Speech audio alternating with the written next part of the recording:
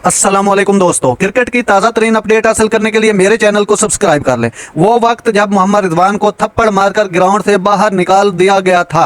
T20 world cup में शानदार कारकर्दगी दिखाने वाले wicket keeper batsman Mohammad Rizwan ने कहा कि जब मैं क्रिकेट ग्राउंड देखने की ख्वाहिश में ग्राउंड चला गया तो मुझसे ग्राउंड मैन ने पूछा, यहाँ क्या कर रहे हो? इस पर मैंने फौरन जवाब दिया, ग्राउंड देखने आया हूँ। तो उसने पीछे से थप्पड़ मारकर निकलने को कहा।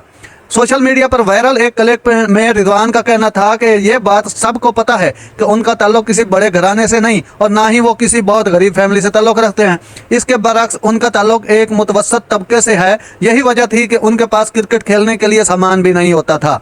सोशल मीडिया अकाउंट के हवाले से रिजवान ने बताया कि उनके पास फेसबुक अकाउंट नहीं है, सिवाय ट्विटर और इंस्टाग्राम की तस्दीकशुदा अकाउंट के उनका कोई अकाउंट नहीं है। एक व्हाट्सएप अकाउंट है जो कि सिर्फ फैमिली के लिए रखा हुआ है। इसके अलावा उन्हें सोशल मीडिया के हवाले से कुछ पता नहीं और यही वजह थी कि विजडन क्रिकेटर के अवार्ड जब दिया गया तो उन्हें किसी और खिलाड़ी ने इस हवाले से आगाह किया।